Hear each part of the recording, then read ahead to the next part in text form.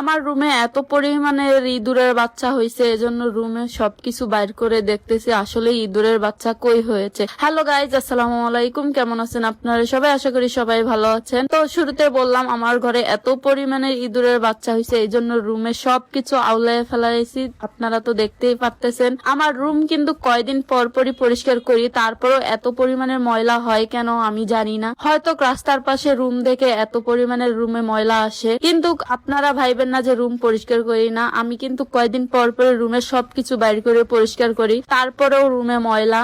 আর জানি না কোথা থেকে এত পরিমাণের ইঁদুরের বাচ্চা আসছে, খাইতে বসেও ইঁদুরের বাচ্চা টেবিলে দেখা যায়। এজন্য আরো বেশিরভাগ ঘরের জিনিস সব সরান, যে দেখি কোথায় ইঁদুরের বাচ্চা হয়েছে বা ইঁদুর আছে।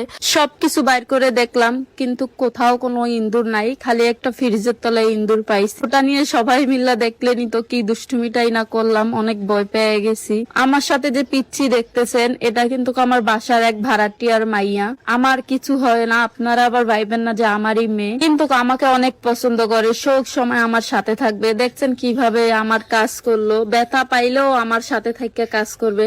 ছোট থেকে কাজ শিখা ভালো। এর আগে আমার ভিডিওতে ওকে তো দেখছেনই আপনারা সবাই, আমাকে কিভাবে জ্বালায়। কথা বলতে বলতে আমার ঘরের সব জিনিস আবার জায়গাটা জায়গায় রাখলাম। ভাবলাম এই সুযোগে যেহেতু ঘরের কাজ করতেছি, তার মানে ড্রেসিং টেবিলটাও পরিষ্কার করে নেই। এজন্য যেভাবে সেই কাজ, আবার ড্রেসিং টেবিলের মধ্যে হাত দিলাম, কারণ অনেকদিন ধরেই ড্রেসিং টেবিলটা পরিষ্কার করি না, অনেক ময়লা হয়ে আছে। যেহেতু রাস্তার পাশে রুম, পরিষ্কার করলেও ময়লা হয়ে থাকে, তারপরেও অনেক কয়দিন ধরে আমি পরিষ্কার করি না। এই জন্য ভাবলাম যে দেখি পরিষ্কার করি। আর এখানে অনেক বেশি জিনিস হয়ে গেছে, যেটা না লাগবে সেটা ফালায় দেই, আর যেটা লাগবে সেটা রেখে দেই। তো আজকের ভিডিও এই পর্যন্তই। সবাই ভালো থাকবেন, সুস্থ থাকবেন, আর এতক্ষণ আমার ভিডিও দেখার জন্য ধন্যবাদ।